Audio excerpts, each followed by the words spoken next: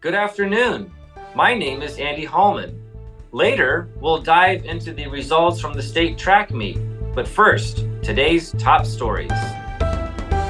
Fairfield High School awarded diplomas to 111 seniors on a warm and sunny Sunday afternoon at Trojan Stadium. The stadium's home bleachers were packed with people who had come to congratulate the class of 2024 on their accomplishments during their time as Fairfield Trojans. The two seniors selected as guest speakers were Ethan Shaw and Carly Seeley, and they both shared humorous and heartfelt anecdotes from high school and gave sage advice to their classmates. Shaw encouraged his fellow seniors to be bold and not to be afraid to try new things. He spoke about how he was glad he tried new things in high school, like joining the Vox a cappella choir, band, improv, and the musical. Seeley told the graduates that they will surely experience disappointment at some time in life, but it's how they respond to it that will reveal their true character. She said change is an inevitable part of life, and what matters is how we adapt to it. She knew that well as a cross-country runner who had to run in the blazing sun and bitter cold, like during her first cross-country meet with a heat index of 110 degrees, and in her last cross-country meet where it was a chilly 22 degrees. The Mount Pleasant Community High School class of 2024 reminisced on their high school careers, celebrated overcoming a variety of obstacles, and looked toward their future as they crossed the stage to receive their diplomas at their commencement ceremony Sunday, May 19th. Prior to an emotional performance from the high school chamber choir and senior concert choir members of The Music of Stillness and That Lonesome Road about creating the futures they desire, Superintendent John Henriksen welcomed the graduates. To celebrate the class, Henriksen led a walk down memory lane from the class's freshman year in 2020 when they worried about remembering their locker combinations and taking high school classes to their return for senior year clothed in resilience and armed with questions such as, how do I make the most of my senior year? Which colleges should I apply to? And what will band and choir be like without Mr. and Mrs. D? Waco's senior class stepped onto the football field one final time as students for Saturday night's graduation ceremony. The 31 seniors hugged family members in attendance after receiving their diplomas from Waco School Board President Tim Graber. The seniors chose John Stauffer to deliver the commencement address, who talked about the difficulty of adjusting to a new school when he moved to the area in elementary school. And at graduation, Waco recognizes its most recent inductee to the Waco Foundation Wall of Fame. And this year, that honor went to Dr. Amanda Jepson. Jepson is a 2005 graduate who works as a pediatric cardiologist. She was introduced by her high school basketball coach, Lisa Graber, who described her as a competitor, gritty, and having a strong work ethic. Jepson brought with her the track spikes she got in high school and which she used to break the record in the 3,000 meters. She said the spikes were special to her because she had to lobby her parents to buy them, which was not an easy task with 4 other children at home. The Winfield Mount Union class of 2024 celebrated as they shared memories, created a few new ones, and anticipated the next phase of their lives at their commencement ceremony Sunday afternoon. Like many other graduation ceremonies, WMU's consisted of acknowledging the accomplishments of the graduating class, taking in words of wisdom, listening to heartfelt music, and saying goodbye for now. Starry-eyed graduates filled 29 seats in the WMU Big Gym Sunday with a million dreams, not only floating in their heads, but penetrating their eardrums as their classmates homed in on the sentimentality of the occasion with this song selection from The Greatest Showman. Washington's Central Park was as lively Thursday night as it's been in months with the return of the Washington Farmers Market. More than 50 vendors set up shop to accommodate hundreds of market goers who came for the dining, the deals, and the dancing to live music, courtesy of Fatback Boys. Washington Farmers Market coordinator Kathy Salazar said she was happy with the turnout, which was aided by the pleasant weather. Salazar said one point of emphasis for this year's markets is to have more musical acts. She said that attendance dips when there's no music to listen to.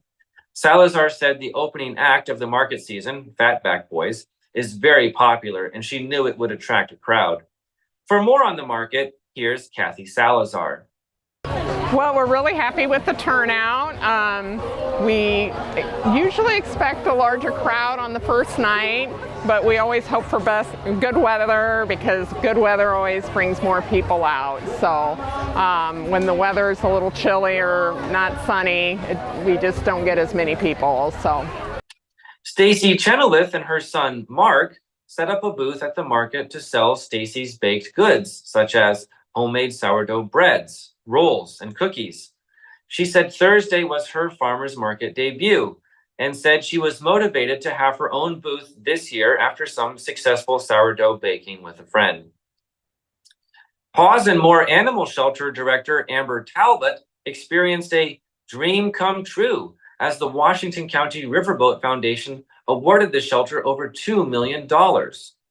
The WCRF 2024 Spring Grant Cycle awarded a total of $3.5 million to 24 organizations, including $2.4 million to Paws and More Animal Shelter for their impending building project. One representative of the animal shelter expressed their gratitude for the grant after the organization's hard work of saving nearly $1 million themselves to meet a need for a new facility as their current building's foundation is crumbling. According to Paws and More Board Chair Kara Sorrells, the shelter's next steps will be to meet with their architecture and engineering company to finalize plans and start breaking ground as soon as we can. The hope is to break ground in spring of 2025, though they are still in the very beginning phases. Those are today's top stories. We'll take a short break, and when we come back, we'll hear all about the results from the state track meet. Federation Bank is a locally owned bank providing award-winning customer service. We believe that we are more than just a federation of banks, but a federation of communities, serving Brighton, Richland, Wellman, and Washington, Iowa. Federation Bank's highly skilled staff is here to make sure you are able to accomplish your personal and professional goals, whatever they may be. Federation Bank, your family bank. Welcome back to Newsbreak. This is your sports editor, Andy Krutzinger, with your sports report for Tuesday, May 21st, 2024. And we are just a few days removed from the state track meet. We had a few state champions. If you watched Newsbreak last Thursday, you knew that Eli Zillman of Fairfield was a state high jump champion. He won that championship maybe an hour into the proceedings. The state track meet was on Thursday, Friday, Saturday. We also had another state champion on Thursday. Anna Hadley of Pekin won the class, won a girls shot put. She also got second in the discus, got the Panthers a good amount of points. Chloe Glosser got fifth in the 1500 for Pekin. They were able to scoop up some points there. We also had some points out of Mid-Prairie. First off, in the wheelchair events, Jaden Stafford went 4 for 4, winning the 100, 200, 400, and 800. Josh Anderson of Washington picked up a second place and a couple of thirds. The Columbus boys 4x1 picked up a second place finish. Russell Coyle for Columbus also got a third. Also on the boys side, Winfield Mount Union's best result was the sprint medley, getting fourth. Pekin's shuttle hurdle got fourth. Hillcrest Academy got a top four with Owen Scott getting third in the long jump. Raya Scott sixth for the Hillcrest Academy girls in the 100-meter dash. Who else did we have here? We had a fifth place finish from Alex Ratchford of Cardinal in the shot put.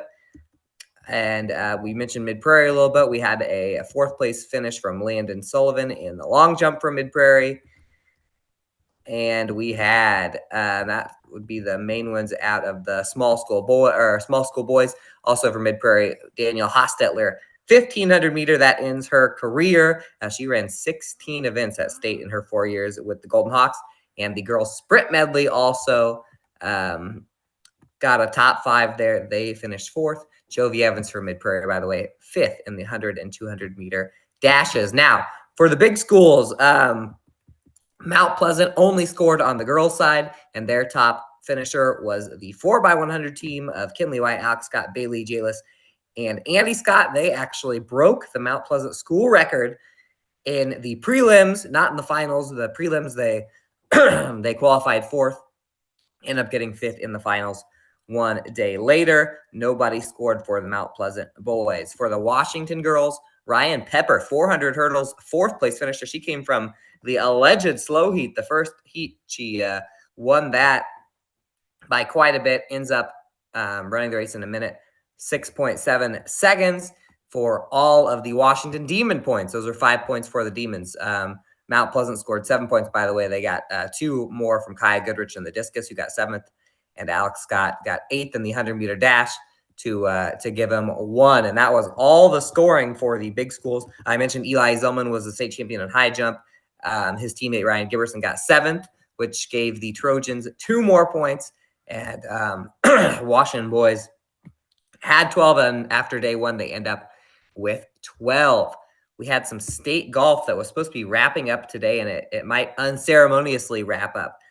In Class 1A, we had Keota and Winfield Mount Union in Ames in the 1A boys state golf championship, and the Washington boys were in the 3A state golf championship. Now, this is a 2-day event. Yesterday and today, I'm supposed to be up there, but guess what? I'm right here with you guys. That is because there was so much rain and storms last night, standing water on the courses, and it is still raining a lot. They haven't been able to kick that off yet. In Class 1A, Keota and Winfield Mount Union are in a dead tie, and they might finish in a dead tie. They both go plus 50 to tie for 6th yesterday. They were 1 stroke off of MMCRU, which shot a 49 for 5th. Remember that Keota and Winfield Mount Union were 1 stroke apart in the regionals, or in the district final. Winfield Mount Union beat Keota by 1 stroke.